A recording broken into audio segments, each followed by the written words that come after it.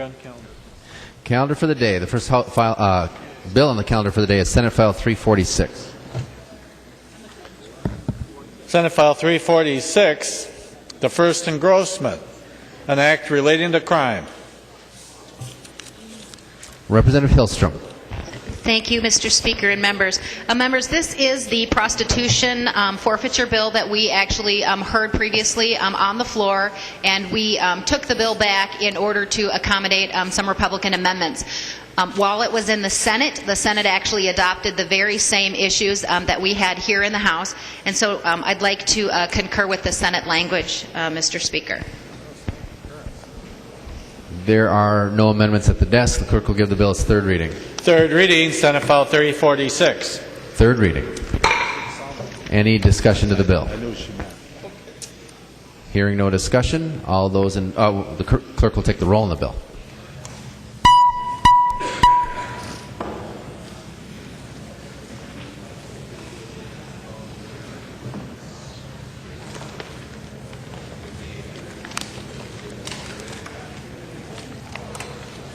We'll be done by 12:15.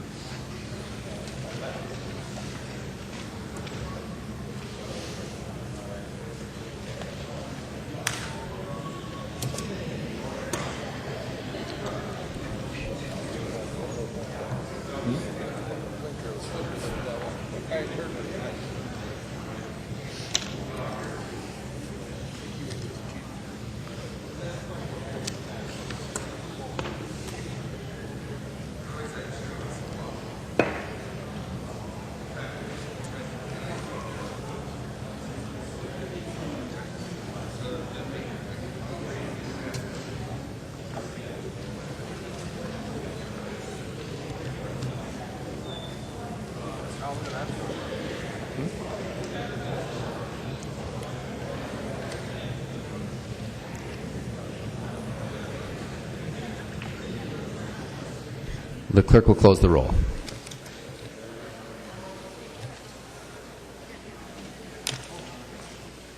Forgot to sign it. There being 132 ayes and 0 nays, the bill is passed and its title agreed to.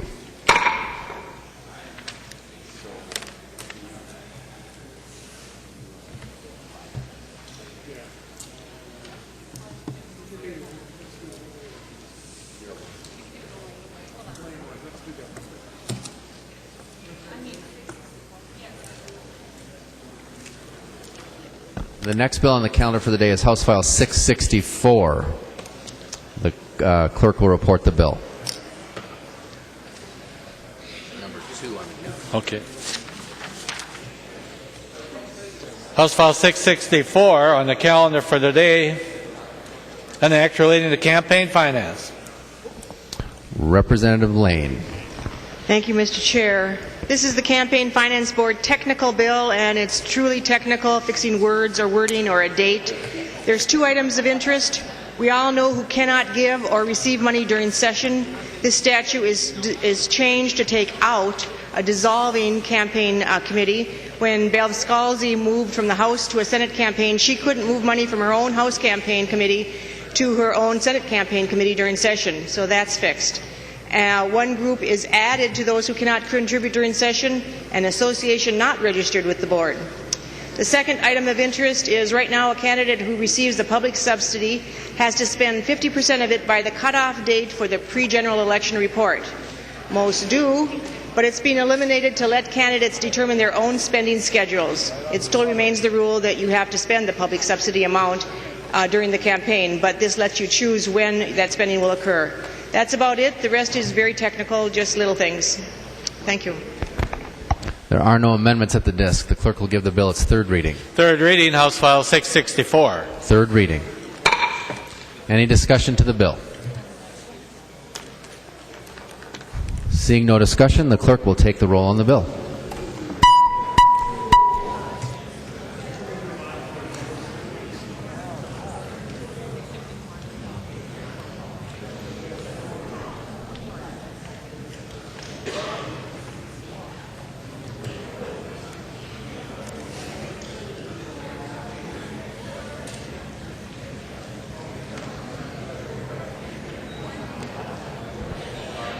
The clerk will close the roll.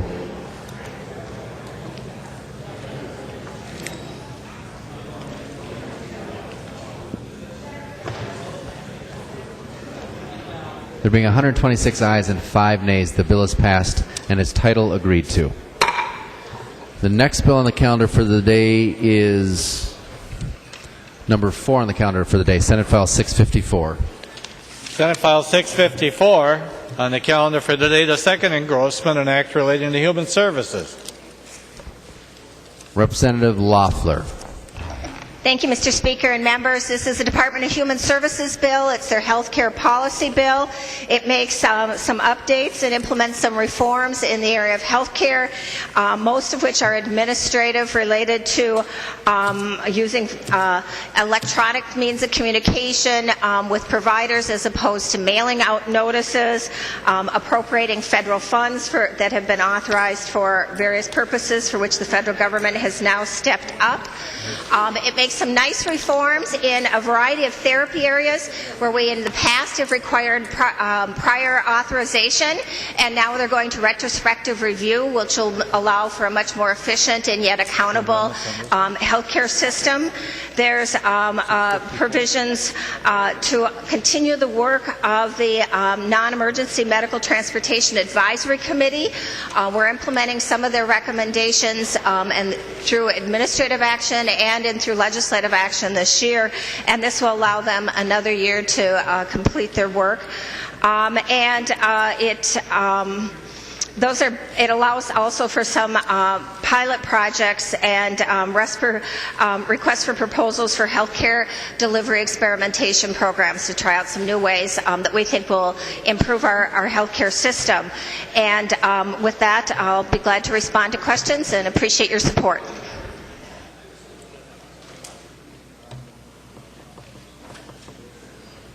There is an amendment at the desk. The clerk will report the amendment. Barrett moving to amend Senate File 654, the second engrossment as follows. The amendment is coded A1. Representative Barrett. Thank you, Mr. Speaker and members. My amendment here relates to the non-emergency medical transportation that Representative Loeffler referred to, and specifically it relates to the fact that the task force that has been developed back in 2011 needs another year to complete their work. Many of you know who have been here for a couple terms that the non-emergency medical transportation is an area of law that is required under Medicaid. Medicaid requires that Minnesota provide medical transportation in a non-emergency format to the nearest qualified provider for covered services. States have considerable flexibility in how they operate this area, but 45 out of the 50 states have chosen to implement what is called a brokerage model. Back in 2010, the Legislative Audit Commission directed the Office of Legislative Auditor to look into this and evaluate the NEMT program. And they came up with quite a few recommendations back in February of 2011. They found out that in 2010 we spent $38 million on non-emergency medical transportation. Minnesota has two different management structures for the implementation of non-emergency medical transportation. They have access and special. Each of these has their own level of bureaucracy and level of bureaucratic input, but they did have certain areas that they would like us to improve upon in their 57-page report that they gave to the 2011 legislature. It was pretty thorough, pretty in-depth. One of the things they wanted us to do is create a single administrative structure for non-emergency medical transportation. They also had other very specific areas of improvement. They created a task force, which I and a couple other members of this body were involved in. We met in 2011. And in 2011, it was determined we needed another year to implement the changes. Fast forward a year, and the changes have still not been implemented, especially regarding a single administrative structure from which all other changes and reforms that Minnesota taxpayers expect would be implemented after that. The first thing is to get a structure. With Representative Loeffler's bill, we're giving them another year. My amendment says if after this third year of looking into the issue if after the third year the single administrative structure that the OLA auditor requested is not implemented, then we would go to a statewide broker system through an RFP. The Department of Human Services would transact for an RFP for a statewide broker, which has been used in many other states around the country and have achieved significant savings. So with that, this amendment simply says if after the third year of looking at this one issue, the changes as recommended by the OLA report aren't implemented, then we would go to an RFP for a statewide broker. With that, I would be happy to answer any questions and would appreciate your support. Any discussion? Representative Loeffler. Thank you, Mr. Speaker. And Representative Barrett, I know, as you know, this is a really complicated area. And we have had the hearing room of room 200 totally filled with people with very different perspectives on how to implement something that affects all of the emergency non-emergency medical transportation providers across the state, including their ambulance associations. And it has been a contentious issue. The group that has been working on it has made really good progress. They are taking on this issue and have come to some tough decisions already on this. But the department and many of the providers who would be impacted by this really want that process to work. And the timing of this amendment would not allow for really thoughtful consideration of their recommendations before an RFP would have to be designed and published and implemented. And so I would respectfully ask that you support me in opposing this amendment. I believe I just heard from Representative Schoen that the Ambulance Association has taken a position against that. It hasn't been communicated to me directly. But I think we need to let this process work and come up with a solution. I have no doubt that they will. This is just a premature amendment. I think we will be moving towards this. We are moving towards this. It takes a lot of time sometimes to get the right consensus, but when we don't, we end up just rehashing the issue over and over and over again in the Health and Human Services Committee. So I hope you'll join me in giving the committee a chance to respond, giving a time frame that will actually allow the department to respond to the recommendations before they have to develop and publish that RFP. Representative Barrett. Thank you, Mr. Speaker, and Representative Loeffler, members.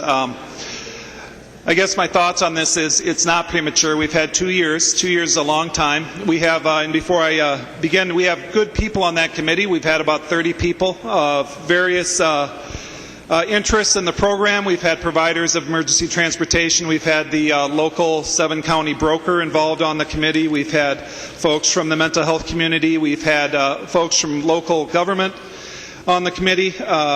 And we've had representatives of the public. And so we've had 2 years of people with divergent views, and we just haven't gotten as far as we need to.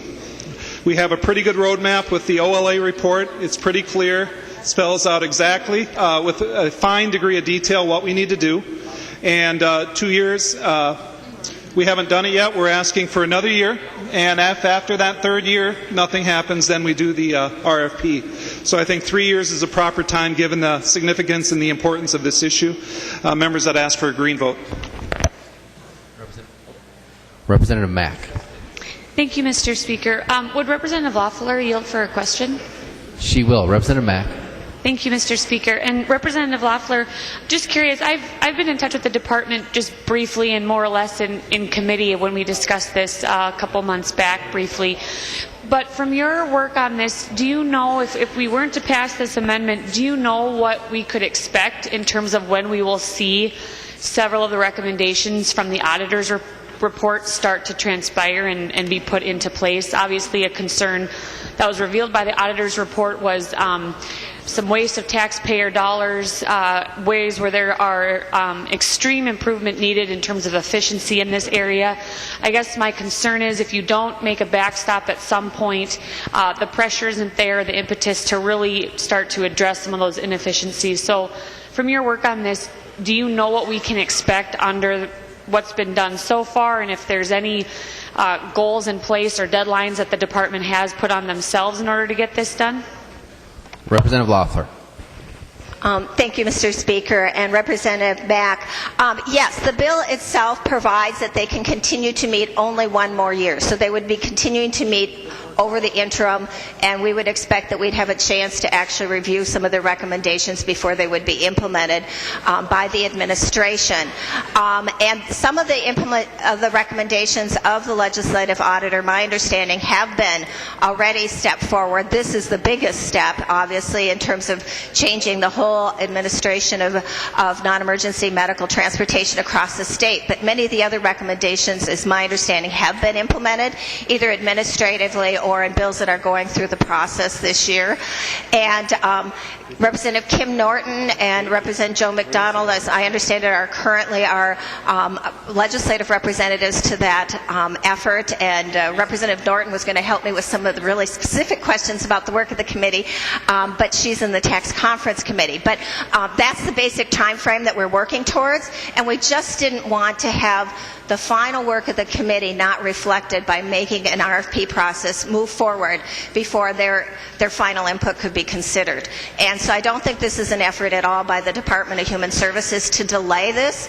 It's to make sure that you move forward with and stop sort of the competition of ideas that have characterized this idea and this concept in the past, and they've been making good progress on a really tough, difficult issue, and I think we ought to let that process continue. I think it is moving towards progress, and I think we'll see that in a reasonable time frame. Representative McDonald. Thank you, Mr. Speaker. Representative Loeffler, this is a very good working group, and I was a part of it the last couple of years. Last year, particularly, I wasn't able to go due to family issues, but they've made great strengths and great strides in improving the non-emergency medical transportation industry. But there's a lot of deficiencies in the program. Many groups are come together to try to find solutions to it. But folks, this is now 3 years. It was my bill, actually, it was an amendment on the House floor 2 years ago to put this group together to come up with some solutions to the next year's legislature. And they've had some great strides and great improvements, but to extend it just with another year with not a tool in the toolbox, as Representative Barrett's amendment will do, will just extend the group without any really substantial changes. And sometimes you need a little boost in the rear to get going. And Representative Barrett says that little boost is just saying that if after the third year of this good group, and we acknowledge their importance and the great things that they're doing in the non-emergency medical transportation industry, Mr. Speaker, that they're coming up with great solutions. But because there's so many different divisions, there's so many folks that are involved, there's a lot of varying opinions. And so it's been a little arduous and tough to come to one great solution, a panacea, a silver bullet, if you will. This is a step in the right direction. And I urge you to support this. For you folks that don't know anything about the non-emergency medical transportation, it's costing the state of Minnesota millions of dollars, and it can be run more efficiently and better. And we can reduce some of the folks that are taking advantage of the system. And folks, let me just tell you, there's folks that are getting rides to their medical visits, to their hospital trips, and they don't even go to the hospital. They're getting free rides, and we're paying for it. The tax dollars. Each and every one of you who pays taxes, we're paying for a free ride for an individual to seek medical attention for an appointment, and they don't show up. They're going somewhere else. Is that how you want them to spend your money? Now, it's a very good program. It's important through Medicaid that the individuals get a ride to their medical visits to seek help. But if it's being taken advantage of, shouldn't we fix it? And this group has been doing that. But this is the boost in the rear that we need. Please support this amendment. You won't regret it. It'll be good for the industry. It'll be good for non-emergency medical transportation, and I'm sure Representative Norton will address this. I'm hoping that she's agreeing as well. Mr. Speaker. Representative Norton. Thank you, Mr. Speaker. And I'm afraid I'm going to speak against this amendment. I am supporting the department's proposal in the underlying bill. As one of the members who actually shows up for the meetings regularly, I can tell you they are long and they are painful and they go on regularly year after year. That is true. But I have been to not every, but almost every meeting, and the decision of the group was that we would not come forward with proposals outside of that committee, because we want to honor the work of the committee, which has been very long and very tiring but we are moving in a right direction. The issues that you address with folks that are using the program that shouldn't have been addressed in the committee, and they will be continued to be addressed very seriously by the committee as it moves forward. So members, please don't violate a very long and painful process, but one that I think we finally have consensus and we're working better together than we have. Hopefully we will make continued progress and we won't be coming forward quite so often. So members, while I understand there are continued concerns and we do have them on the committee, it does need to go through the appropriate committee process and not done on the House floor behind that committee's back. So members, please vote red on the amendment and green on the underlying bill. Representative Quam. Thank you, Mr. Speaker. And we need to add that it's not just cost. My wife and one of my sons have been on the volunteer ambulance services down southeast, and I know people in other services. And I've had more than one mention that they've had, these people that'll get an ambulance ride into town and then hop out and use it as a taxi service to get into town to go shopping or whatever they end up doing, but they don't get their service. But I've had more than one tell me that they have been on one of these calls and there's been an accident in their area of service, and they have not been there to respond to a motor vehicle accident, and they had loss of life. And if you're a first responder or involved with the ambulances, minutes and seconds matter. So this is not just dollars. This is an issue that can cost lives. And too often it's children and young people that don't survive a car accident.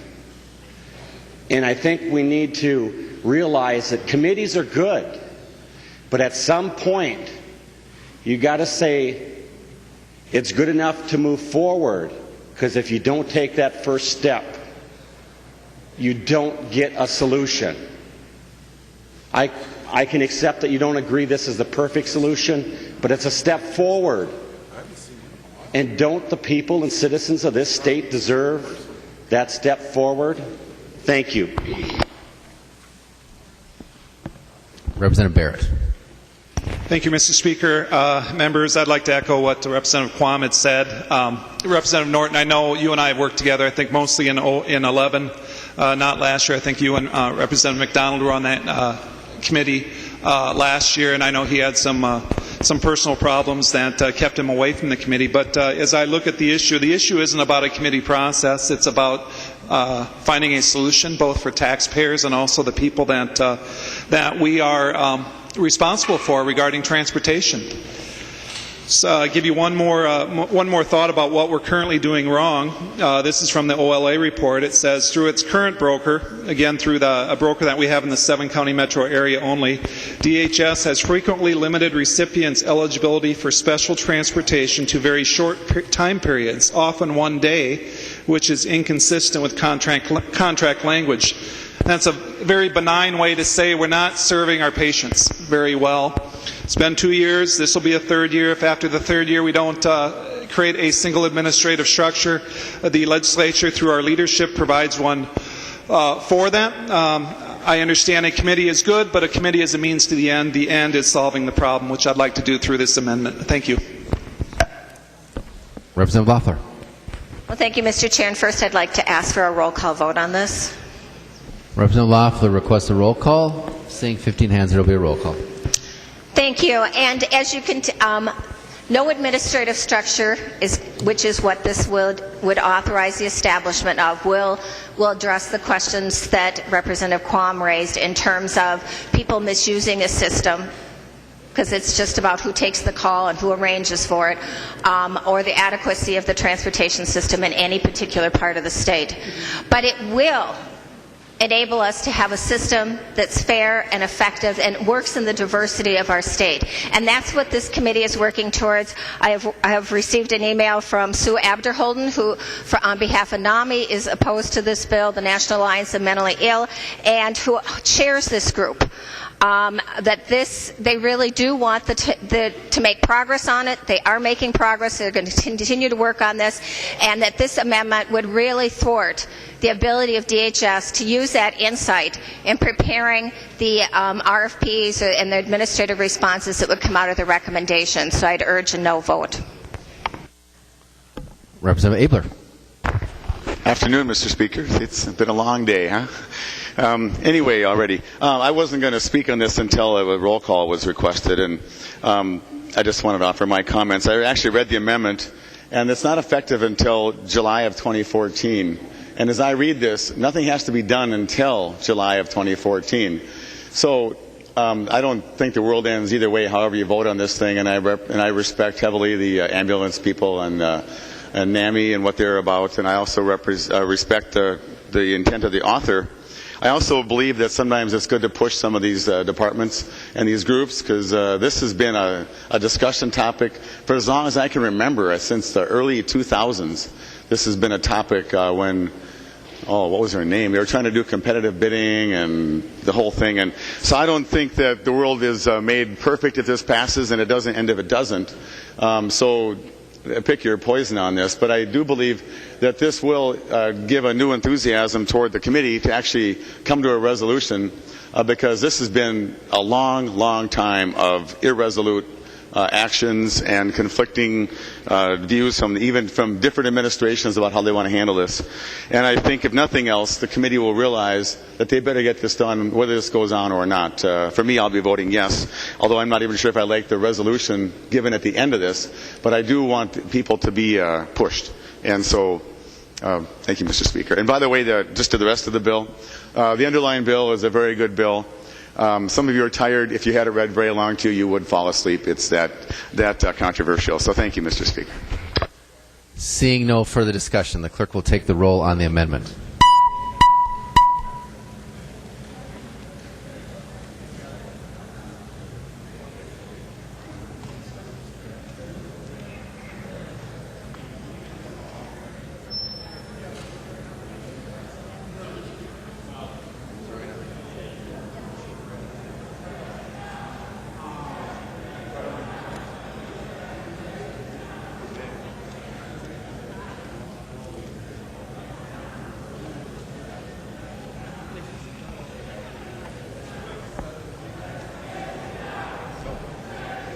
Clerk will close the roll.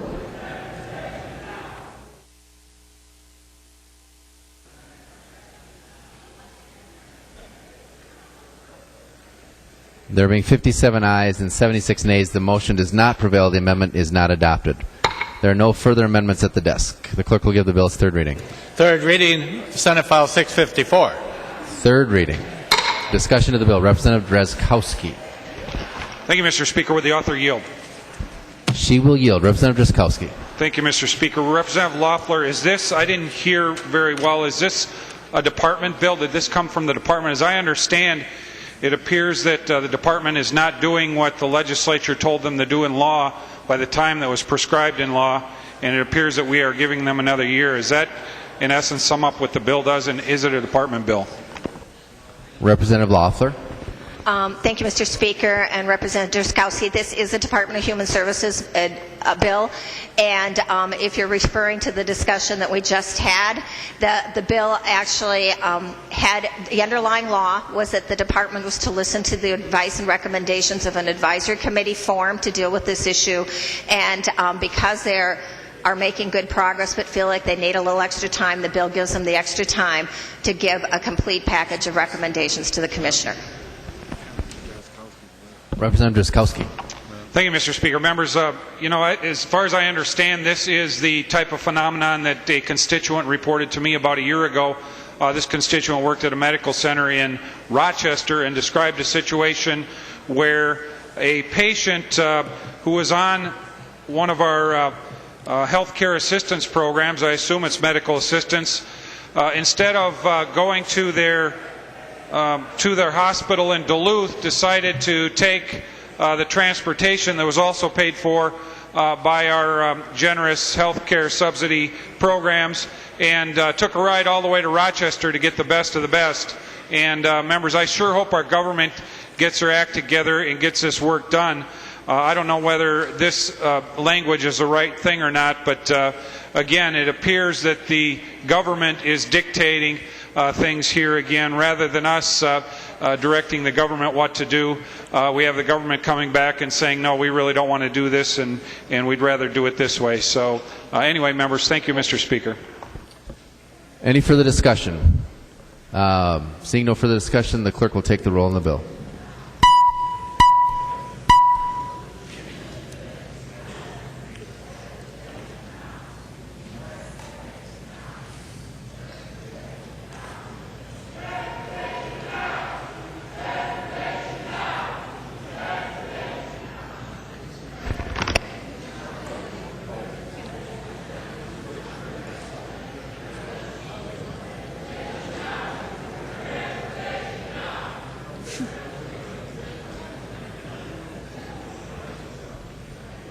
The clerk will close the roll.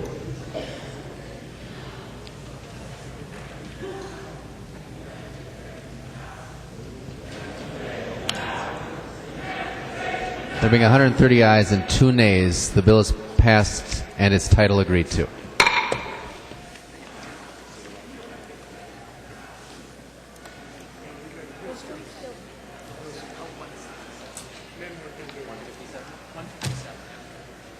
The next bill on the calendar for the day is House File 157. The clerk will report the bill. House File 157 on the calendar for the day, the fifth engrossment, an act relating to commerce. Look at the history. Representative Hilstrom. Thank you, Mr. Speaker and members. Fraudulent coin dealers have been targeting our seniors and really committing consumer fraud. And this bill attempts to take care of that issue with related to some of these unscrupulous coin dealers. This bill has attempted to strike a balance between making certain that we punish those or keep those that are being fraudulent out of the industry while protecting those who are doing business. There was quite a balance that we tried to strike between some of the big coin dealers trying to have some over-regulation, maybe tightening the regulation on some of the small dealers to give them an advantage, and we've really attempted to make certain that this bill is fair to everyone. What this bill does is it regulates coin dealers much in the same way as we regulate any other investment. This is the only investment under Minnesota law that is currently not regulated at all. And this is an attempt to make certain that any of these fraudulent situations, that we can prevent them when possible. AARP supports the proposal. The Better Business Bureau testified on behalf of it. And Mr. Speaker, I do have an amendment at the desk to put the bill in the shape I'd like it.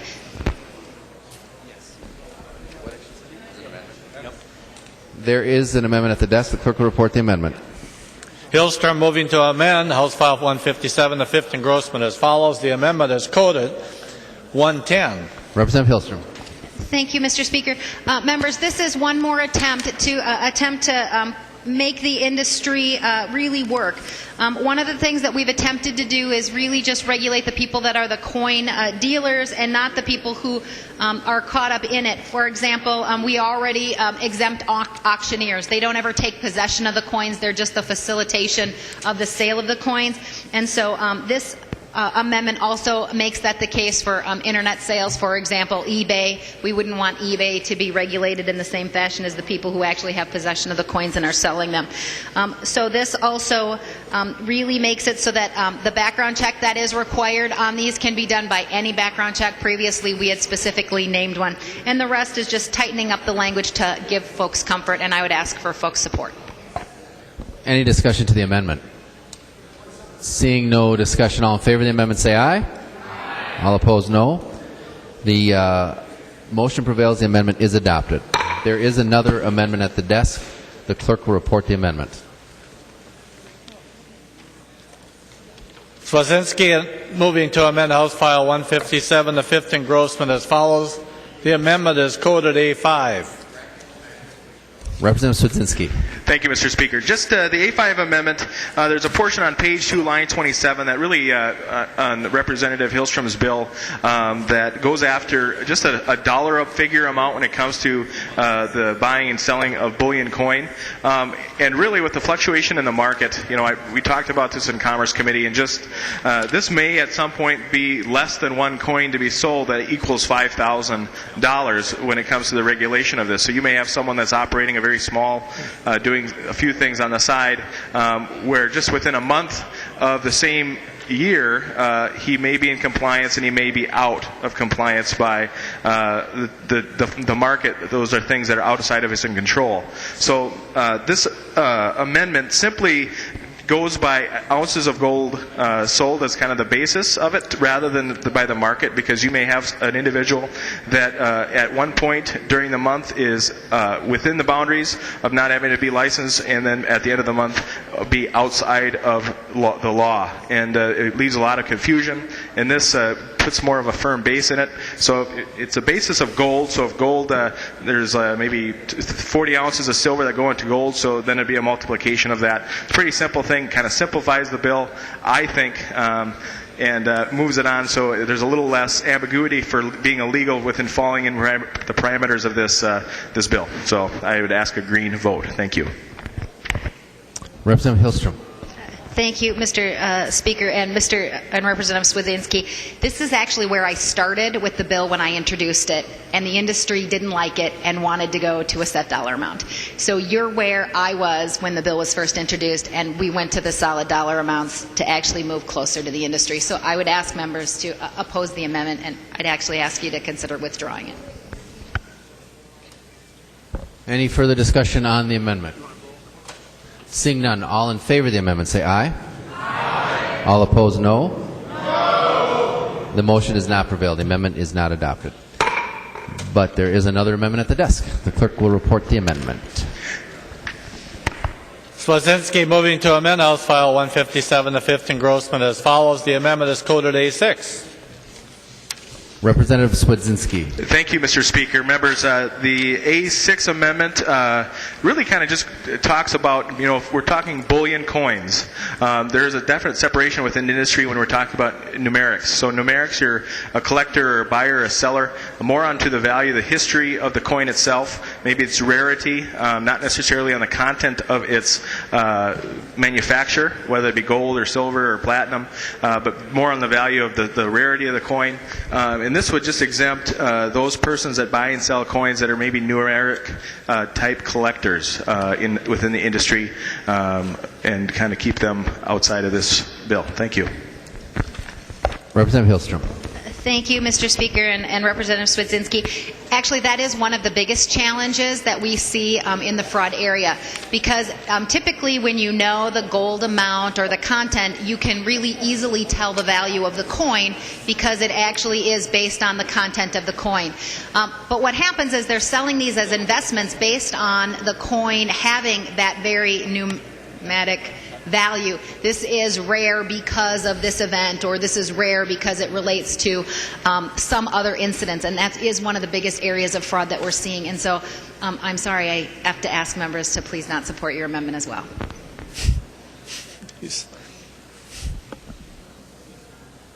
Seeing no further discussion on the amendment, all in favor of the amendment say aye. Aye. All opposed, no. No. The motion does not prevail. The amendment is not adopted. There are no further amendments at the desk. The clerk will give the bill its third reading. Third reading, House File 157, as amended. Third reading. Any further discussion of the bill? Representative Abler. Thank you, Mr. Speaker. Would the author yield for a question? She will yield, Representative Hilstrom. Of course she will. Representative Abler. Thank you. I didn't wake up thinking about this bill, but now I'm aware of it. I actually have a friend who's a coin dealer in Anoka, and he has a little shop there. And what's he going to say about this bill? Is he currently, he does a pretty good bit of business. He's way over the threshold of 5 coins of whatever color they are. Otherwise he wouldn't be in business. And so, can you just tell me what's going to happen to this guy, and if he's going to be happy or unhappy with me? he's there every day. People come and go. There's nobody unhappy with his work. And is he registered now? And does he pay anything now? And these bonds? And those are my questions. Representative Hilstrom. Thank you, Mr. Speaker, and thank you for the question, Representative Abler. Basically, what's going to happen is he's going to need to do a background check on his employees, which he probably already does. He's going to need to register, and if he sells more than $5,000 worth of coins, he's going to have a bond. And bonds are based on, really on how much you sell and based on your credit and all sorts of things. That's not stuff we control. And then that way there is a bond that if a customer has a concern, they have somewhere to go to make a claim against it. And so the Commerce Department then would have the ability to regulate that particular piece and have the ability to go after that bond on behalf of a customer who was a fraudulent transaction. Representative Abler. Mr. Speaker, and I don't know what his Representative Hills. I don't know if you'll yield again. I don't know what his level of business is. Hopefully, it's more than $200,000, so he can make some money. But so let's say he's in the $200,000 to $500,000 range. He has to buy a $50,000 bond, and that'll cost him, I suppose, $500 or so. And then he's going to pay a registration fee. What's he going to wind up paying a year to handle this under the bill? Representative Hilstrom. Thank you, Mr. Speaker, and Representative Abler. So the fee was originally in this bill, but it had to be taken out. So there's not currently a fee in this particular bill. This is the policy piece of the bill. And just so you know, one of the things that we heard from the bigger dealers is they wanted that surety bond to be higher and more expensive because it actually squeezed the little guys a little bit tighter. And so the surety bond is actually lower than where we started in an attempt to make those middle guys have the ability to still be able to get the bond. And so I'm looking for the fee price as it is currently.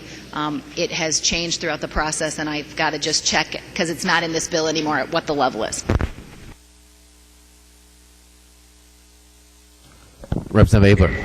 Well, thank you, Mr. Speaker. And I was just, reading the bill at first glance. I thought, well, I would love to help AARP and have people not get defrauded, and I'm against all that. But I also, I live on Main Street pretty much with my business and my people in downtown Anoka. And Ramsey doesn't have much of a Main Street, so it's mostly Anoka. And they're barely getting by. And $500 is $50 a month. And he tells me some days he's lucky. He doesn't have an employee, actually, he works himself. He works every day, like from 12 till 10 at night.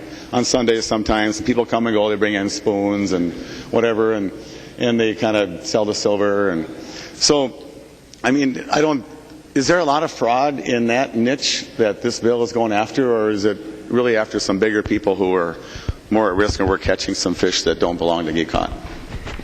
Representative Hilstrom will yield. Representative Hilstrom. Thank you, Mr. Speaker. So, Representative Abler, there have been lawsuits and fraudulent suits against many companies. There's actually been over 100 lawsuits that have occurred, and it has been some of those brick-and-mortar companies as well as some of those fly-by-nights. A lot of folks think that it really is just the fly-by-night people who are coming in and doing fraud. And, in fact, I know specifically since 2011 of at least 4 lawsuits that involved brick-and-mortar companies that are currently located in Minnesota that are doing this, and we just really need to have an entity that can oversee this. Representative Abler. Well, thank you, Mr. Speaker. And I didn't mean to wake up today and grill you about this bill. I'm just a little nervous about it, and I wish I would have known about this earlier. And it's my job to pay attention earlier. But I don't know if I want to do that to this guy. If there's 3 or 4 in the state, just to remind you, and this is. I'm on a soapbox, and I wasn't even going to get there, but the businesses in Anoka are really burdened to stay open, just to keep the doors open. And this is not even about the bills that you've already passed about taxes and regulations and all that, and I favor a lot of that regulations, and I know you need tax money to run the place. I'm not comfortable with the raises that we're doing on the House bills, but these people are really struggling just to stay open. So I hate to put a big burden on them, and you were whispering something to me that I couldn't hear that far away. And so you can give your answer, and I'll just sit down after that. But thank you, Mr. Speaker, and I appreciate the thoughtful answers. Representative Hilstrom. Thank you, Mr. Speaker. It's $25 and then $10 for representatives. Representative Howe. Thank you, Mr. Speaker, and would the author yield for a question? She will. Representative Howe. Thank you, Mr. Speaker. And Representative Hilstrom, I guess I just got a real simple question as to the definition of bullion coin dealer, and if it includes, and I might butcher this this name, but the numismatists, the antique coin dealers, are they included in this bill? Representative Hilstrom. Thank you, Mr. Speaker. So this is really about coins, so it's any of the coins are included, and it's about the value of what they sell. So if they sell more than $5,000 of antique coins that have gold pieces in them, then yes, they are. If they sell less than $5,000 in a year, then no, they're not. And it's just about the coins, so it's not about statutes or other things that have gold in them, just the coins. Representative Anderson. Thank you, Mr. Speaker. I was wondering if Representative Hilstrom would yield to a question. She will. Representative Anderson. Representative Hilstrom, can you tell me if you have a business here in Minnesota and you have employees that work in another state that is doing this kind of work, but they live and work in another state, are they required to get a license here in the state of Minnesota? Representative Hilstrom. Thank you, Mr. Speaker. It really relates to the sales that are happening in the state of Minnesota. So if you live in another state and you're not making the sale in Minnesota, then no, you don't. But if you're making $5,000 worth of sale in Minnesota, then yes, you do. One of the things that happens here is actually many of these fraudulent transactions happen over the telephone. People call into our seniors' homes. They talk to them about these wonderful coins that they're going to be selling them. The senior gives them their credit card information or sends them a check. They take the money and then the coins never arrive. And so if they're doing telemarketing from another state into Minnesota and they do $5,000 worth of sale into Minnesota, then yes, they're going to have to. Representative Anderson. Thank you, Mr. Speaker. And Representative Hilstrom, can you just provide me with a little bit more clarity on it?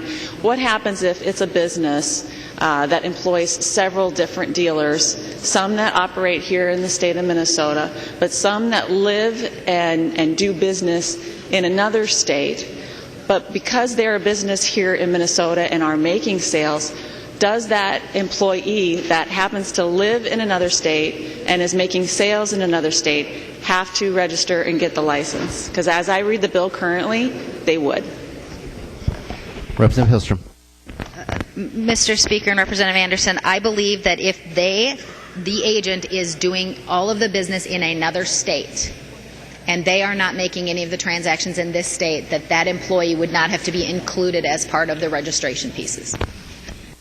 Representative Anderson. Thank you, Mr. Speaker. And Representative Hilstrom, I'm hoping that if this becomes an issue down the road, that the folks that are implementing this law look to this debate right now and understand that the intent of this is that if you're an employee that lives and operates in another state, that they will not have to get a license. So I appreciate the clarification. Representative Detmer. Yes, thank you, Mr. Speaker. Would the author yield to a question? She will. Thank you, Mr. Speaker. And Representative Hilstrom, you talked about a $5,000 threshold. How is this calculated? Is the threshold registration a self-reporting requirement, or is there people that come around to the businesses and actually check on? How is that done? Representative Hilstrom. Thank you, Mr. Speaker. It is based on self-report. If you do $5,000 worth of sales, you would need to report and do the registration. And I am confident that many folks in the industry watch each other in the industry, and that what happens is you start to see complaints when people are not complying or when people are scamming. Actually, businesses are one of a large portion of the people that are getting scammed and having fraudulent issues here. And so I am confident that if you are one of the dealers and you are not complying with this, someone's going to turn you in. Representative Detmer. Yeah, thank you, Mr. Speaker. Would Representative Hilstrom just one more question? Yes, Representative Detmer. Are there any fees? Thank you, Mr. Speaker. And Representative Hilstrom, is there any fees involved in this bill? And is it covered in this bill, or is it covered in another bill? Representative Hilstrom. Thank you, Mr. Speaker. There is no fee in this bill. This is the policy piece. The fees, I'm hoping to have survive in the jobs bill. It's $25 if you're a dealer, and then if you have an employee, it's $10 for each employee. Any further discussion? Seeing no further discussion, the clerk will take the roll on the bill.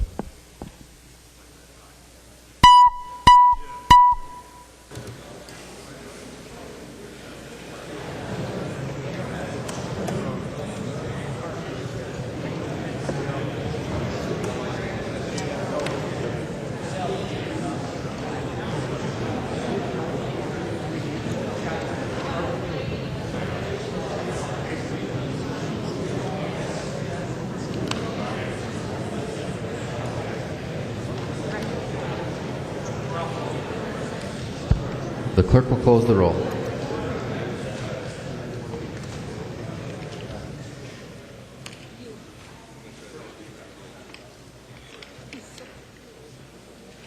There being 74 ayes and 59 nays, the bill is passed. Yes. As amended and its title agreed to. Representative Erdahl, for what purpose do you rise? Point of personal privilege, Mr. Speaker. State your point of personal privilege. Thank you. I was in error earlier. It's not 6 pounds of cheese. It's 30 pounds of cheese. So please go back and eat some.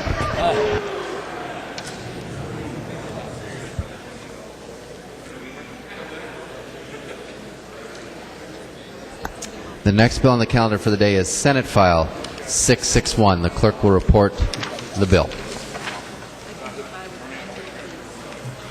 Senate File 661, the fourth engrossment, an act relating to campaign finance.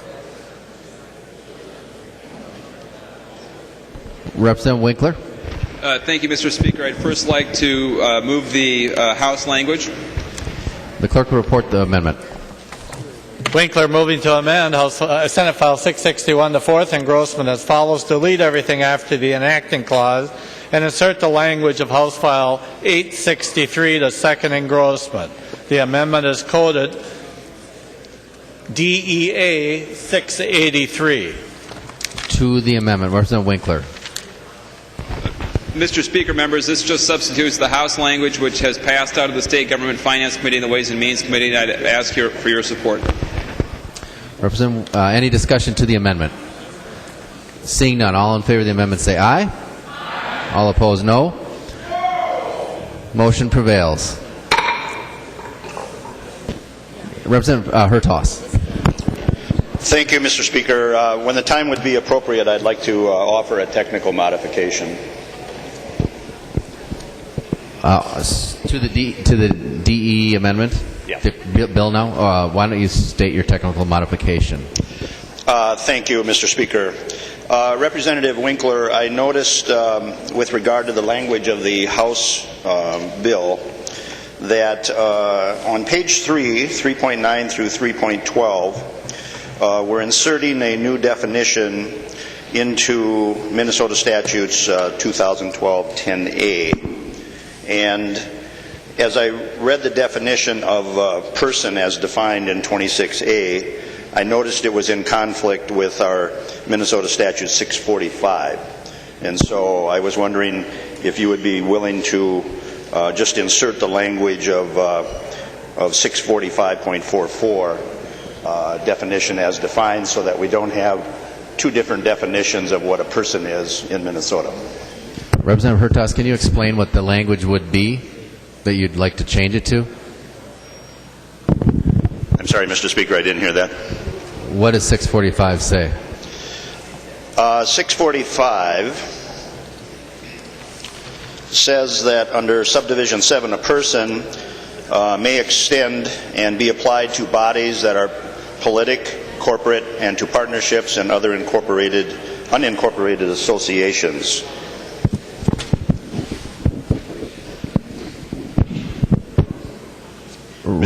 Mr. Speaker, in the text of person in the language of 883, it defines person as an individual, association, political subdivision, or higher education system, which, as I read the definition in the statute as an association, would appear to me to be inclusive of the higher education system as well. Representative Winkler. Thank you, Mr. Speaker. Representative Hertaus, I don't actually believe that would just be a technical modification or a technical cleanup. Statutory definitions apply to that section of statute. They're not necessarily intended to apply to the entire statutory code. So, I just about spilled my coffee. So this definition of person in Section 7 is really a technical cleanup of a number of different definitions that exist throughout Section 10A. And so if we were to change this, you would be disrupting the definitions under Section 10A in many regards. And so by bringing in another statutory section, you're just introducing more confusion into that section of statute. And definitions do not have to be the same everywhere, as long as it's clear that the definition should apply. So I would not think that's a technical amendment, and I think that would not be in order. And Representative Hertaus, I do agree with that. That it's a non-proper amendment. It's not a technical amendment. So there is another amendment at the desk. The clerk will report the amendment. Hansen moving to amend Senate File 661 as amended as follows. The amendment is coded A7. Representative Atkins. Thank you, Mr. Speaker and members. When Citizens United was passed, or was the decision was made by the U.S. Supreme Court, what it allowed for was for corporations to make donations, just like they were individuals. And I'm not here to bury the Citizens United decision. I'm here to praise it with an important change that recognizes the Supreme Court's desire, which was to treat them as individuals and allow them to make political contributions as individuals. However, one thing that they overlooked, which this amendment addresses, is a very simple difference, and that is that they treat corporations better. They treat corporations in a way that gives them a louder voice than a typical individual. How do they do that? They allow a corporation... Representative Atkins? Yes, sir. It is actually the A7 Hansen amendment that we're on right now. Well, let's do mine instead, Mr. Speaker. How would that sound? Sorry, Representative. All right. I'll yield to my seatmate, Representative Hansen. Sorry, Mr. Speaker. Let's so just get wound up, too, Mr. Speaker. It's the A7. So, Representative Hansen, to your amendment. Thank you. Thank you, Mr. Speaker, and Representative Atkins for debating A7. A7, what this amendment does is for a contested primary, it widens the field in terms of what is a contest, and it attempts to correct a problem where you don't know under current law if the primary is contested until after the contest has occurred. So you don't get the bump in your campaign finance unless it's a contested election. This widens the amount needed for that determination. I'd ask for your support. Representative Winkler. Thank you, Mr. Speaker. I would support the A7 amendment and ask for members to vote yes. Any further discussion to the amendment? Seeing none, all in favor of the amendment say aye. All opposed, no. Motion prevails. The amendment is adopted.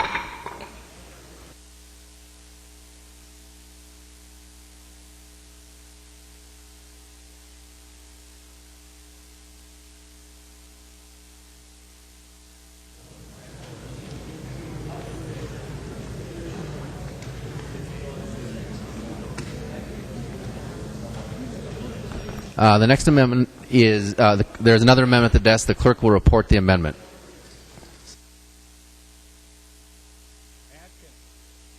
Atkins, moving to amend Senate File 661 as amended as follows. The amendment is coded A2.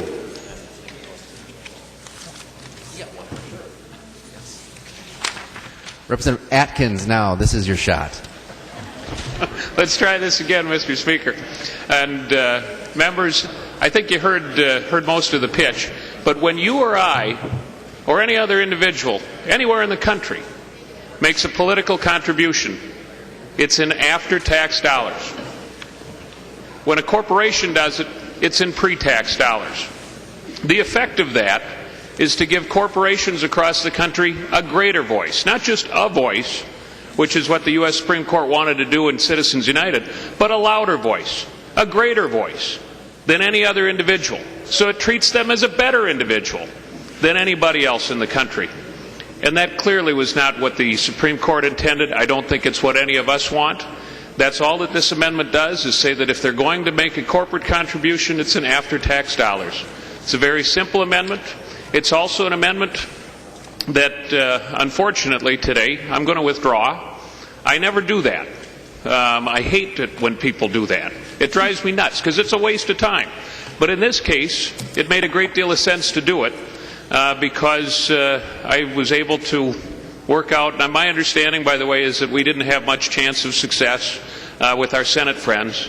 But in talking with my colleague and friend, the chair of the Elections Committee, Representative Simon, we're going to have this bill heard, Representative Simon, next session. The Bulldog lobbyist, former Judge Davies, I expect will continue to bulldog the issue. And I have been known to hang on to a controversial issue or two and push those bills forward. So I expect and I promise you that this will be an issue next session. I want to thank Representative Doubt for coming and visiting with me about this amendment as well, and I appreciate his concerns and Representative Sanders' concerns, and I look forward to working with Representative Doubt and Representative Sanders as we move ahead with the hearing next session, and I look forward also, and perhaps more importantly or as importantly, with working with our Senate colleagues to secure their support for it as well. Mr. Speaker, with that, I withdraw the A2 amendment. Thank you. Representative Atkins withdraws his amendment. There is another amendment at the desk. The clerk will report the amendment. Hansen moving to amend Senate File 661 as amended as follows. The amendment is coded 88. Representative Hansen. Thank you, Mr. Speaker and members. The amendment 088 was House File 136 that had a broad number of bipartisan authors. This bill is on the General Register and has moved through several committees. It simply requires the judges and county commissioners to complete the same campaign finance disclosure requirements as us, making them public officials. I ask for your support. Any discussion to the amendment? Representative Winkler. Mr. Speaker, members, I would urge a yes vote on the Hansen amendment. It's a good idea. We should do this. Seeing no further discussion on the amendment, all in favor of the amendment say aye. Aye. All opposed, no. The motion prevails. The amendment is adopted. There is another amendment at the desk. The clerk will report the amendment. Hansen moving to amend Senate File 661 as amended as follows. The amendment is coded 106. Representative Hansen. I will withdraw that amendment. Representative Hansen withdraws his amendment. There is another amendment at the desk. The clerk will report the amendment. Atkins moving to amend Senate File 661 as amended as follows. The amendment is coded A3. Representative Atkins. Thank you, Mr. Chairman. Members, I withdraw the A3 amendment. Representative Atkins withdraws his amendment. There are no further amendments at the desk.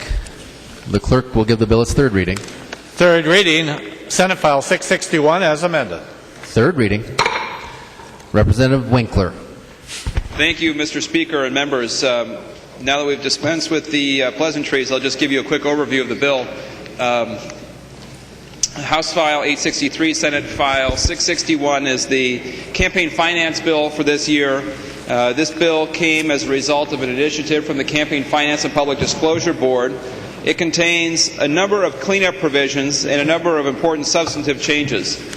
I'm sure none of us in this room need reminding the fact that campaigns, and especially third-party independent expenditures in campaigns, have been increasing significantly the amount of money that is being spent in a lot of races, both legislative races, of course, in Minnesota, but even more so statewide races and national races.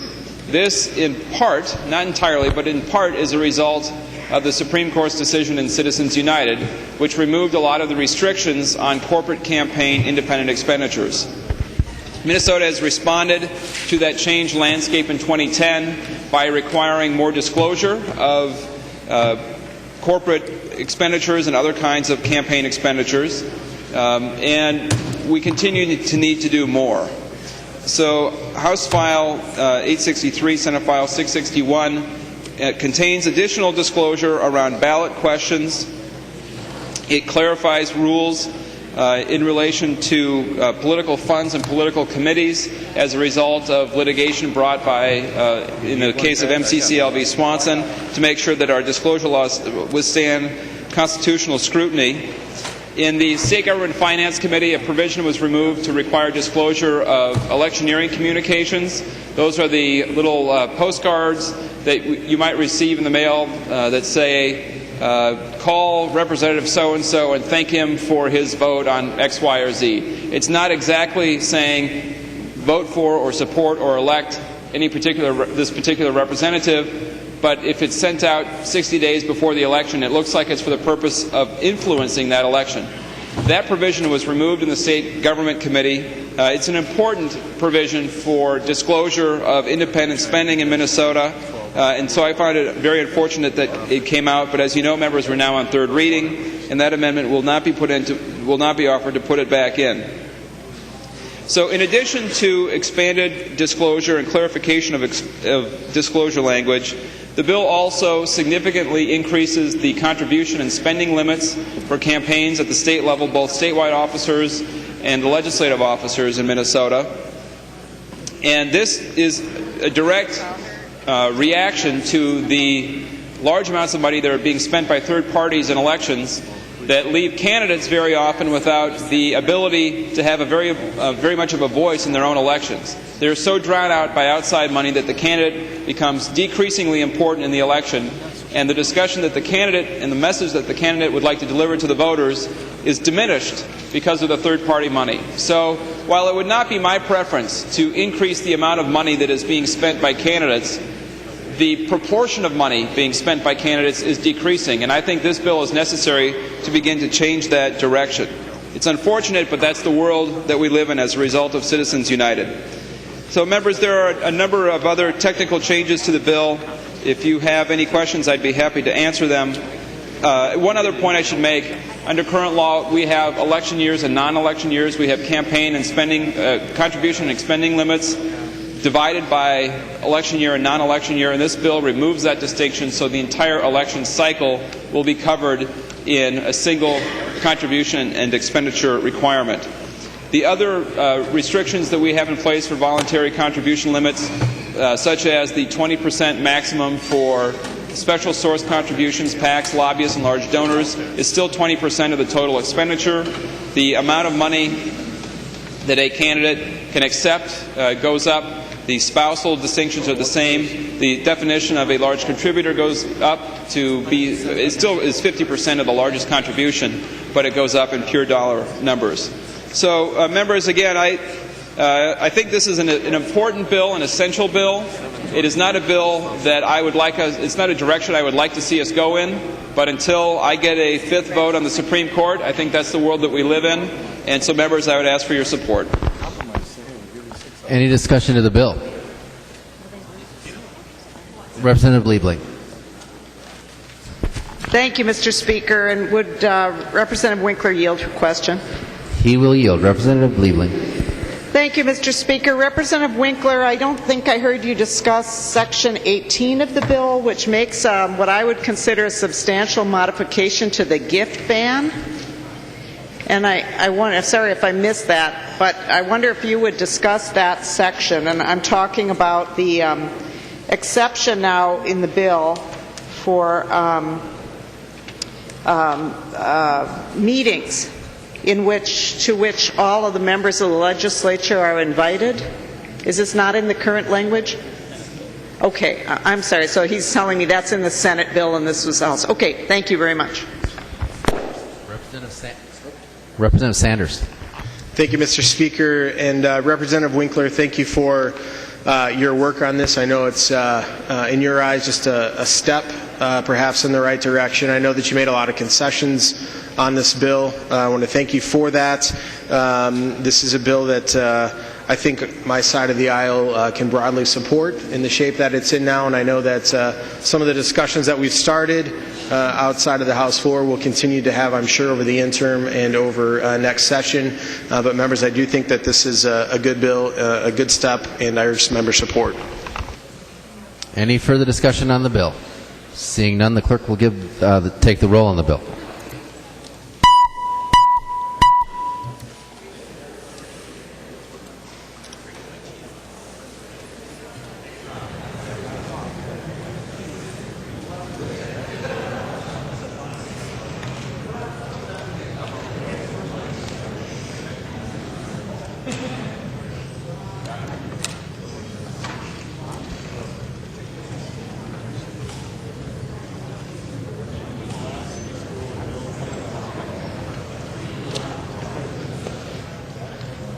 The clerk will close the roll.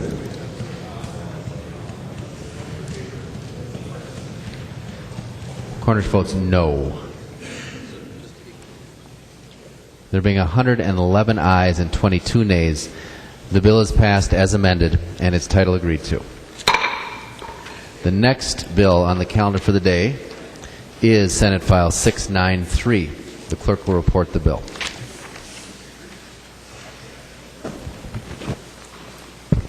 Senate File 693, number 3 on the calendar for today, the first engrossment, an act relating to civil actions. Representative Atkins. Good afternoon once again, members and Mr. Speaker. This is what's called a survivorship law. There's 48 other states across the country that have a similar law. I believe the Senate just passed it 57-4. What it does is best described by a situation. There's a woman I know by the name of Bernice.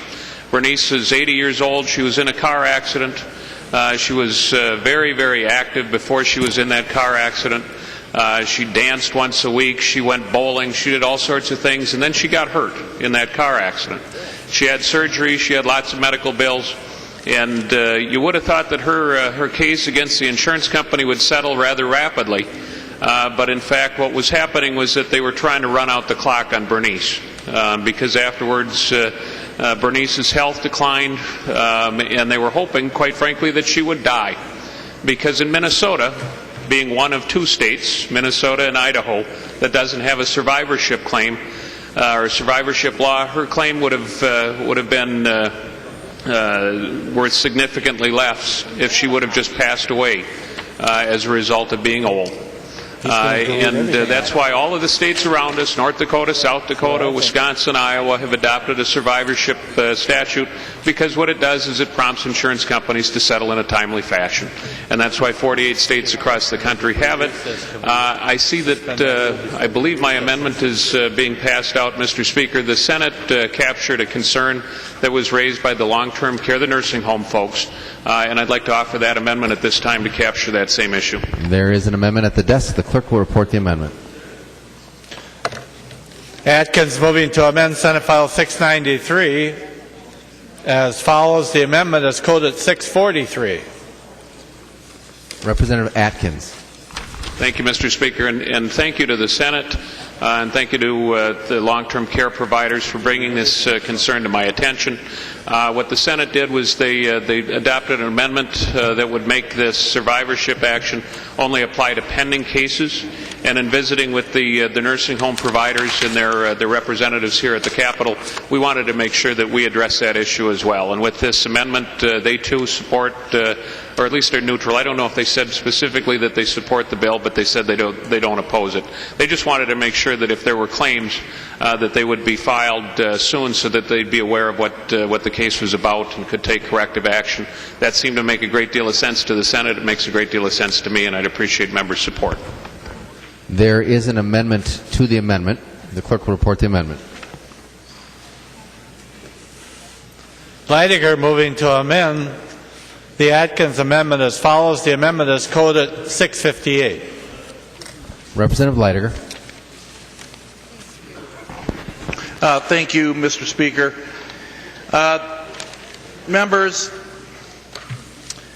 this amendment actually limits the damages that are awarded for claims under this bill that should not exceed $500,000. And members, really, when you think through what happens the survivors of the person that is deceased, they do not have the same interest in the cases, and we believe that the awards should be limited in scope. It's something that we're in this case we're opening up a whole new market for trial lawyers. When we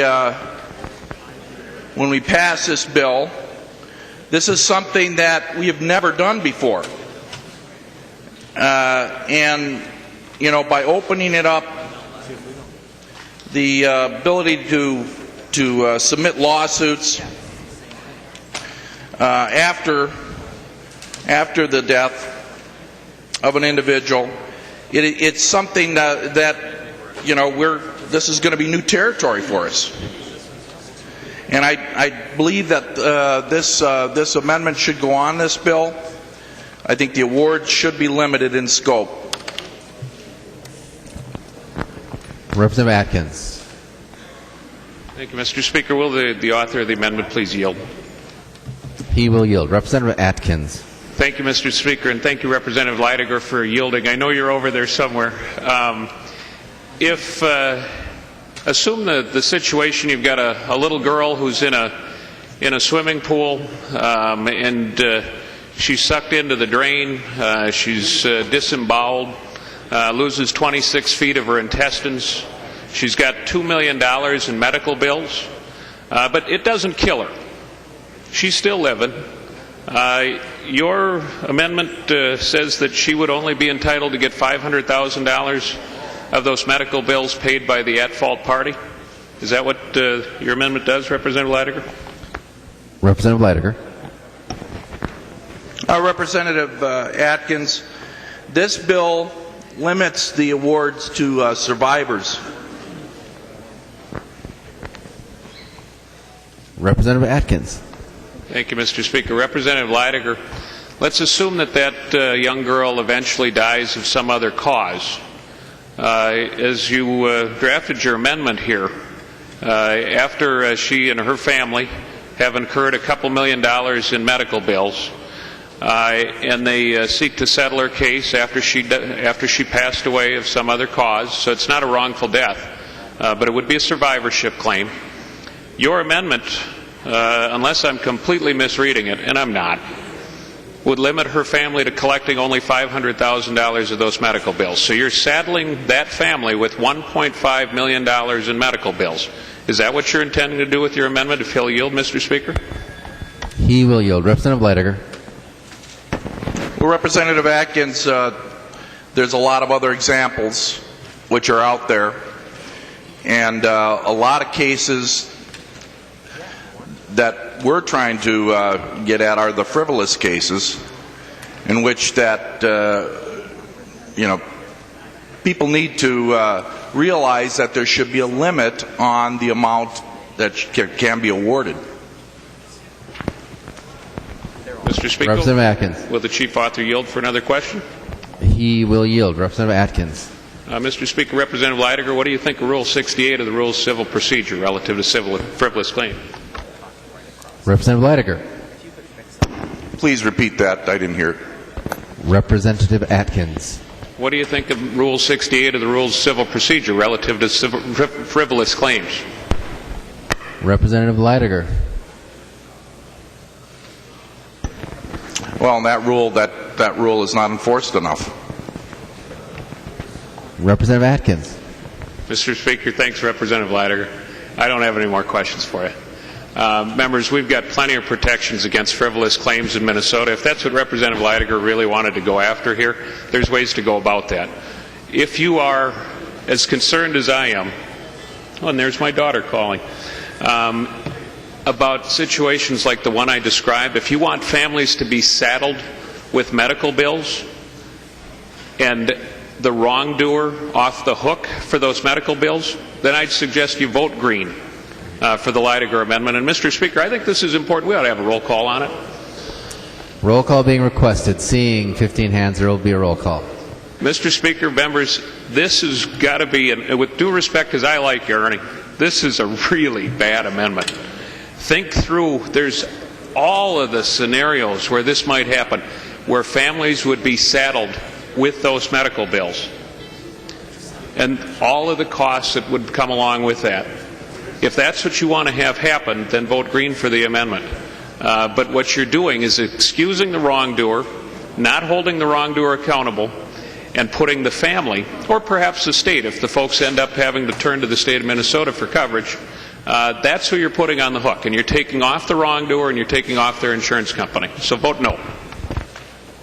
Representative Pepin.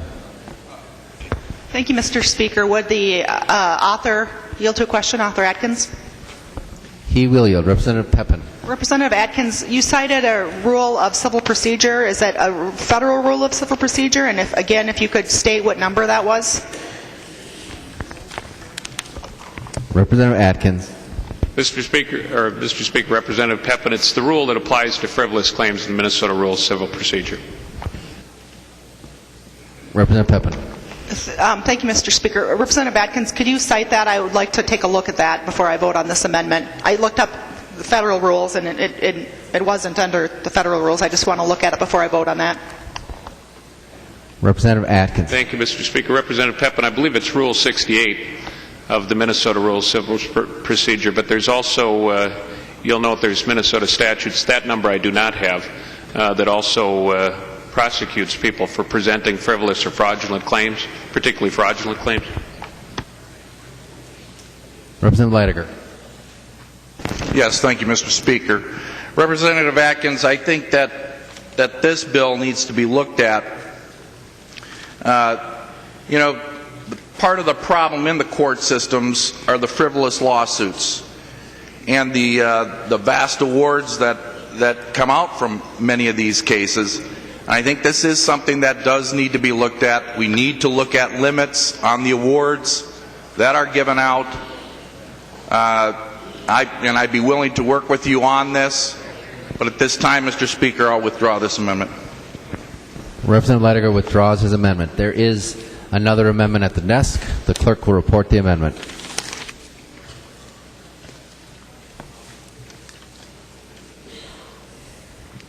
Scott moving to amend the Atkins amendment as follows. The amendment is coded 111.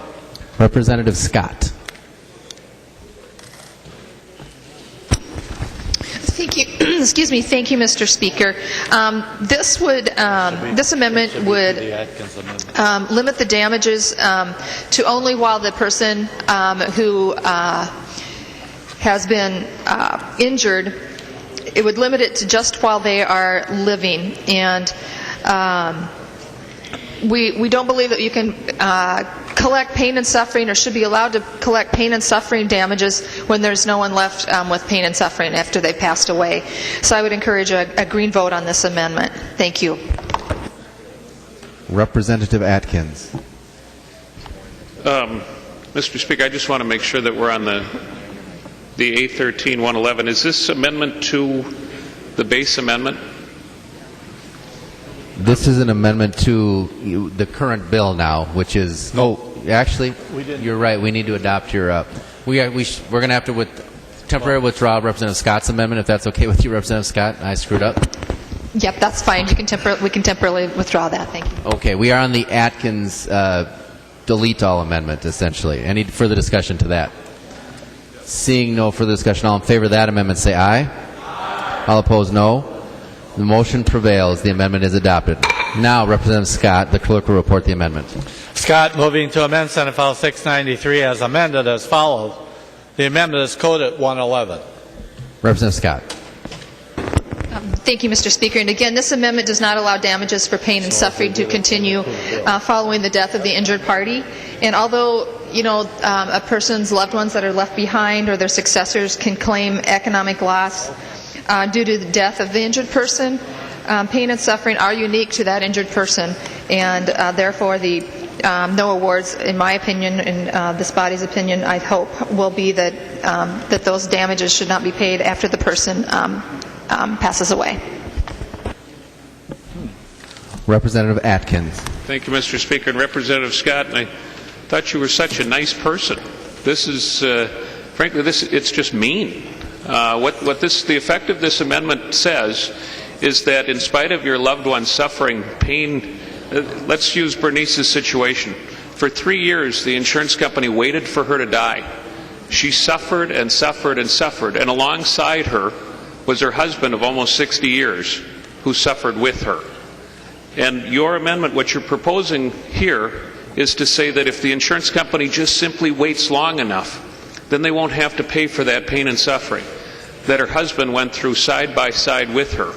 And I talked the other day, and I appreciate the kind words. My wife crushed her finger and almost lost the tip of her finger the other day, and clearly she's hurting.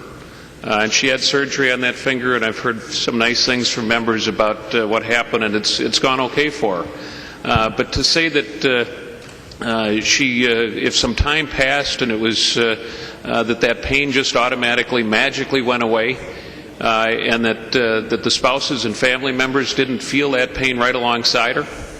And you talk about somebody who's been injured by a drunk driver, for example, and they suffer for years and years and years, only to pass away from some unrelated cause, and all of a sudden that pain and suffering would just magically disappear. This is exactly why 48 other states have recognized this law, is because the pain and suffering doesn't just magically go away as a result of the fact that the person is gone. That's why we've got so many other states that have done exactly the same thing. It also prompts the insurance companies, rather than waiting and waiting and waiting, trying to hope that folks will pass away so that they don't have to pay this. You'd be rewarding them for not settling, for pushing a claim off, for making it last longer and longer. So members, please vote red. Representative Scott. Thank you, Mr. Speaker. And Representative Atkins, well, I don't appreciate being called mean. None of us in this body would, so I take exception to that.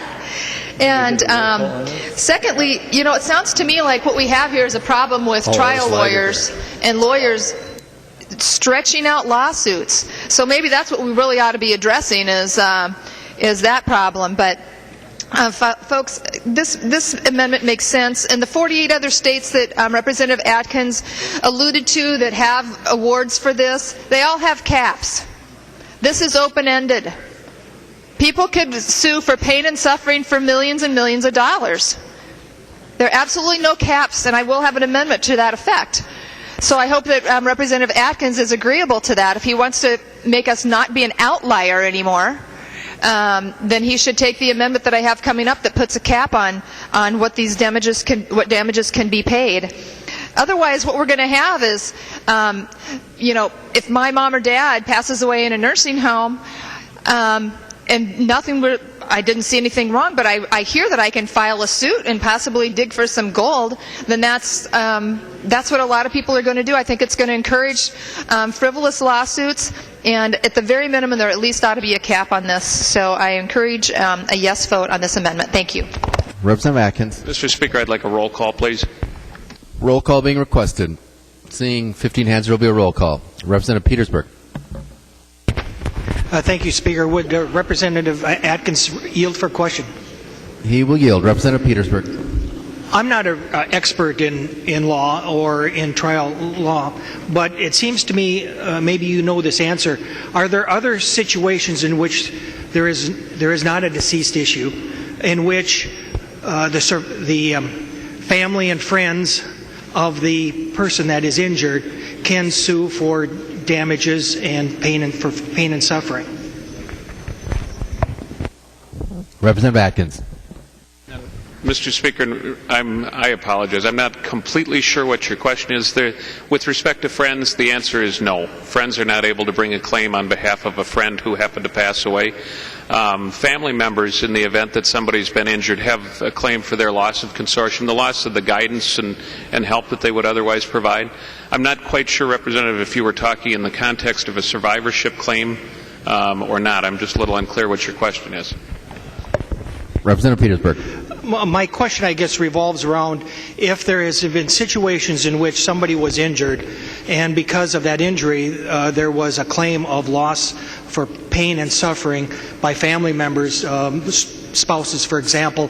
If that occurs in in not legislation, but in law and precedents today. And if that's the case, why would that be excluded in this particular amendment for those that are surviving? It seems to me if that was the case, they would have their own individual right to go after whoever it is for their own pain and suffering rather than just the survivor. That was the question, if he would yield for that answer. He will yield. Representative Atkins. And Mr. Speaker and Representative, I'm still not quite certain that I understand your concern, but an individual has a claim for their own pain and suffering, what they've gone through, their scarring, or whatever the case may be, in addition to their medical bills and damages. And then their loved ones also have a claim for the loss of guidance and consortium. What Representative Scott's amendment, and Representative Scott, you're not mean, your amendments mean. What the amendment would do is say that to the extent that the insurance company can wait out a person, particularly an elderly person, if you've got somebody who's 80 years old and has gone through 3 or 4 years of significant pain and suffering and discomfort, that as soon as they pass away, that claim would go away, is what this amendment would say, is that pain and suffering claim goes away in its entirety. So it's actually a prompt. It's an incentive for the insurance company to try to wait out an elderly injured person in hopes that they would die. And that's why so many other states and all of the states surrounding us have adopted a survivorship law. Representative Petersburg.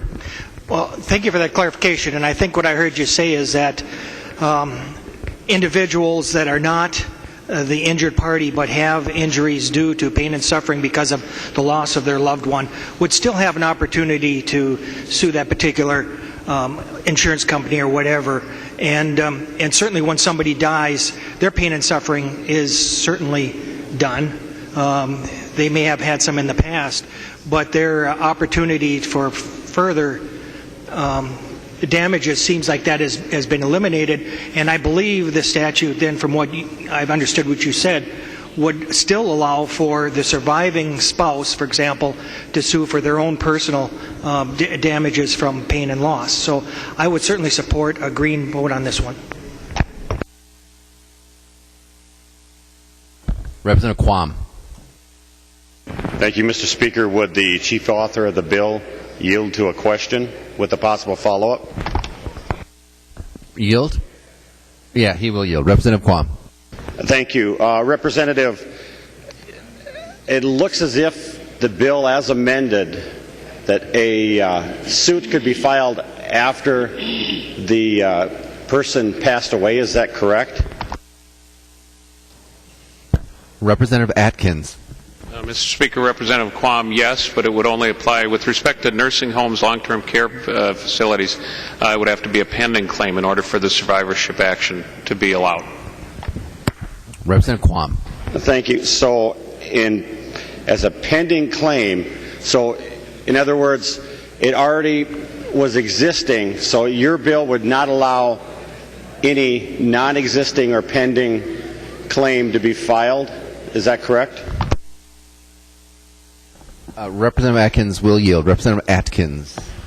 Mr. Speaker, Representative Quam, your question was your bill would not allow any existing or pending claim. It would allow existing and pending claims to be filed, but it would not allow against a nursing home for survivorship that elements of damages relative to survivorship to be claimed unless the claim was pending at the time of the injured person's passing. Representative Quam. Thank you. The chief author would continue to yield. He will. Representative Quam. So if you have a pending claim, can that be added to or amended after death? Representative Atkins. Mr. Speaker, Representative Quam, it depends on what you're looking to add or amend to. It's allowed to amend your claim, but it depends on what you're seeking. Do you have something specific in mind that you'd be seeking on that person's behalf? Representative Quam. Thank you, Mr. Speaker. And what I'm curious about is not what I would be seeking, but if someone who did have, some claim, but maybe pain and suffering were not included in that, and then after death, where pain and suffering could be added, is there any protection to prevent that example from being added? Because I'm concerned about the fact that if you can add to a claim after death, then you don't have your key witness to take a statement or to offer questions to clarify, and you're not getting appropriate defense, and I'm not sure how that would impact. So would the chief author yield to answer one last clarification? He will. Representative Quam. Would it be possible with the bill as written, without this amendment, for someone to take a existing claim and add to it pain and suffering and be able to then gain funds from pain and suffering after death? Representative Atkins. Mr. Speaker, with due respect, Representative Quam, I have no idea what you're talking about. I know I'm trying to decipher where you're going with it, but I think in terms of the scenario that you were describing about a person being able to defend themselves and so forth, that's why we have statute of limitations, is maybe what you're seeking. And in certain cases it's as short as 2 years. In a wrongful death case it's 3 years. In a typical negligence case it's 6 years, so that you don't have to worry about 25 or 30 years later somebody coming back and it's being a difficult case to prove on behalf of the either the injured party or the defendant. Perhaps that's where you're going with the question. Representative Quam. Mr. Speaker, no, that wasn't where I was going, and I apologize. Maybe a little bit of lack of sleep from not knowing exactly when we were going to be going over these different bills. But it gets down to, I don't see any protection to piling on additional things into something after a person died, allowing for hearsay or whatever to expand the scope of a suit after death, and not having the opportunity to have some sort of questioning or not necessarily testimony, but I assume that you can try and do some fact-based work. And frankly, I asked you because you're the author of the bill, and I'm not an expert here, but I do have concerns both sides. Because while I trust everybody in this House is truthful, honest, doesn't bend the rules, obeys the rules, I don't trust that everyone out there in every profession wouldn't. So it's prudent for me to try and make sure there are protections for both sides. I have great sympathy for those that suffer, but I also have sympathy for those who are wrongfully accused and don't have the recourse of confronting or asking or questioning or countering the accuser because they've passed. So that's why I was trying to clarify it, because, frankly, I thought you would be kind and help me understand that, since it's not my expertise. But I still have too many doubts on the underlying, and I'm going to vote for this amendment because we need some curbs, because you said all the states around have this, but frankly, the research I've done, they've got some sort of cap or protection from abuse the other way. And, maybe it's beyond medical reimbursement, which I think we shouldn't cap, but pain and suffering is something we should look to. And if you're not addressing it in your bill, I don't think your bill is ready. Representative Scott. Thank you, Mr. Speaker. Representative Atkins, let me take a stab at what Representative Quam was trying to ask. I believe what he was trying to ask, and he can correct me if it's otherwise, I think it's a good question, is let's say that there's a pending suit already filed for pain and suffering for this person, and then they pass away. Can the family members of that person that passed away then add additional ask for more in their lawsuit for pain and suffering, if Representative Atkins would yield. He will yield. Representative Atkins. Thank you. And Representative Scott, that helps. That claim would have been made in the original action. There's you claim medical bills, you claim wage loss, you claim pain and suffering. There's both general damages and special damages. General damages are basically things like pain and suffering. Special damages are things like medical bills and wage loss. I hope that clarifies it a little bit. Representative Scott. Thank you, Mr. Speaker. Representative Atkins, if he would yield for a question. He will. Representative Scott. Representative Atkins, so what you're saying is, and I'm not familiar with these suits, but if someone files a suit for pain and suffering and liability purposes or whatever, do they put a dollar amount on that pain and suffering that they're asking for? Representative Atkins. Thank you, Mr. Speaker. Representative Scott, they generally claim an amount in excess of $50,000 or in excess of $75,000, depending on where you're filing the case. The specific number is only when you get later on in the course of settlement discussions or trial. Representative Scott. Thank you, Mr. Speaker. So, Representative Atkins, would a survivor, then be able to ask, if they originally asked for $50,000, could they then, after the person dies, say, well, I want $100,000? Representative Atkins. Mr. Speaker, Representative Scott, like I say, normally they ask for an amount in excess of. This just in the pleadings themselves. And then as you go through the process, you engage in settlement discussions for a certain amount of money. Very seldom do you see those figures go up.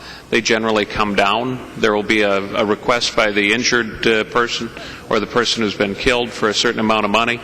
And negotiations then ensue, and the figure typically the two figures get closer together. Eventually, if they can't resolve it, it's put in front of a jury or a judge for a judge or a jury to decide how much damages those will be. And at trial, each of the parties on each side, the plaintiff would request one figure, the defendant, the insurance company would suggest a different one, and then the jury or the judge would be left up to them to figure that out. Representative Scott. Thank you, Mr. Speaker. Members, this bill is really, it's a solution in search of a problem.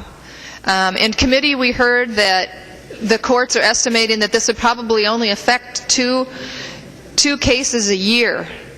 So I'm not sure exactly why we're doing this. To me, it seems like, this is going to be an ambulance chaser's dream come true, and I don't think it's a good. I don't think it's a good bill.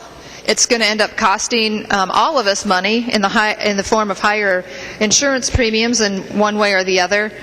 And there's no cap on it. And I apologize, members. I thought I had an amendment to cap the pain and suffering damages, but I guess I don't.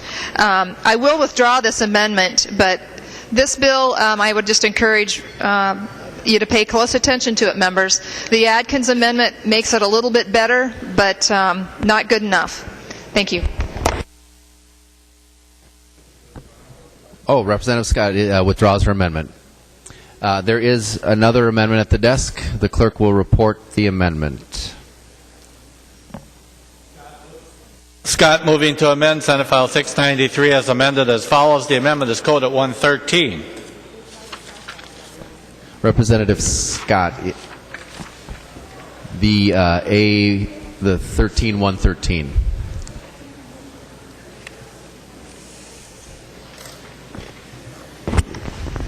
I believe the A13 is one that I will be withdrawing.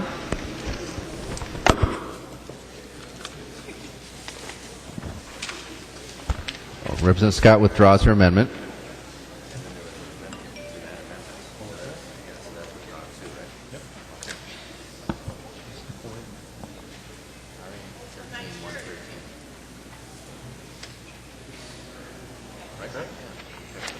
There is another amendment at the desk. The clerk will report the amendment.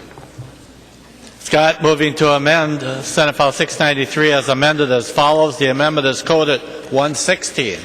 Representative Scott.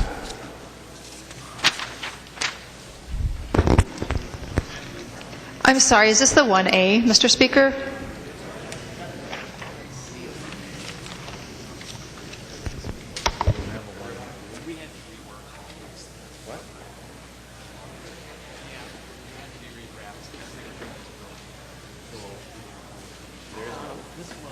Yes, it's the one. It was the 1A. This is the 1A. Yes. Representative Scott, so my understanding is that the A13-116, which we're on, is the 1A amendment. It had to be redrafted or something. Yeah. Representative Scott. Thank you, Mr. Speaker. Yes, yesterday's number was A1 and today's number is the A13-116. Thank you. Members, this amendment just improves upon the language that Representative Atkins added to say that if in order for one of these cases to happen, that to be followed through for, that it has to be a pending a lawsuit that's already pending. And this would just Representative Atkins' new language is a little bit too tightened and too narrowly applied. It applies mostly just to nursing homes, and there may be other areas where this needs to be applied. And I think it's logical that the lawsuit should be pending prior to the person's death. So I would encourage a green vote on the amendment. Thank you. Representative Atkins. And thank you, Mr. Speaker, and thank you, Representative Scott. I don't engage in a bunch of questions with you. The net outcome of this is a simple one, which is any time a person would come to a lawyer and having been injured, their lawyer would immediately run to the courthouse and file the case. They'd have to put it in suit immediately, because if they failed to do that and the person 2 days later, even somebody who's 20 years old or 30 years old, if they happen to pass away, if the lawyer had failed to put the case in suit, they would lose the possibility of getting survivorship damages. So as a result, what you're going to do is take, in Minnesota there were like 18,000 car accidents last year. I think 2,000 actually ended up in court. This would cause all 18,000 to be placed in suit immediately. In a medical malpractice situation, I think there were, several hundred actually maybe 100 and some odd claims, 114 claims last year, 140, something like that. In every one of those cases, a lawyer would be committing malpractice if they didn't immediately file that case. So what you're going to end up doing is getting a bunch of doctors sued before there's even an adequate chance to fully investigate the case, because if you fail to do that and the person happens to die while you haven't, in the time that you haven't filed the case, you'd probably be guilty of malpractice as a lawyer. So, Mr. Speaker, I'd request a roll call on this one as well. Roll call being requested. Are there 15 hands? Seeing 15 hands, there will be a roll call. And Mr. Speaker, just the final point then, and thank you for the roll call, is I don't know what the impact would be on the courts, but it would be mammoth. As was testified in committee, we're only talking 1 or 2 claims per year is what the fiscal note currently says. So we're not talking about the sky is falling, we're not talking about a giant change. But when it does apply, in those 1 or 2 cases, it's tragic. Where somebody passes away, it's absolutely tragic. What we're talking about is those couple cases. What Representative Scott is talking about is having tens of thousands or at least several thousand cases get filed that wouldn't otherwise need to be filed. And so that's why I think it's important to have a roll call and to vote red. Representative Scott. Thank you, Mr. Speaker. Well, Representative Atkins, the bill as you've amended it is going to cause more frivolous lawsuits because there are no caps on anything. And because a person can bring a suit after someone else has already been deceased. That's what's going to cause the additional lawsuits, not this amendment. This amendment will go, and actually this amendment would put the bill in the exact precise language that the Senate had coming over here. I think the Senate, they have a few attorneys over there as well, so I don't think that what they sent over here was too far off base. But much to my chagrin, I will withdraw this amendment, even though I think it was a good amendment and it would have made the bill much better. Much better. That was bad English, sorry. Representative Scott withdraws her amendments. There are no further amendments at the desk. The clerk will give the bill its third reading. Third reading, Senate File 693 as amended. Third reading. Any further discussion on the bill? Seeing no further discussion, the clerk will take the roll on the bill. Getting a little anxious.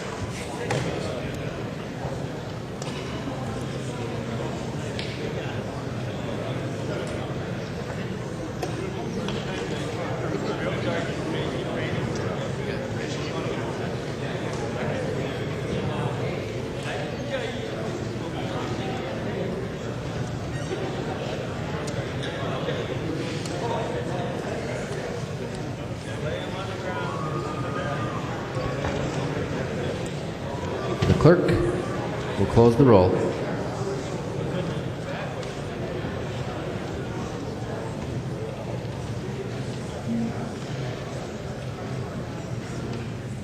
There being 75 ayes and 58 nays, the bill is passed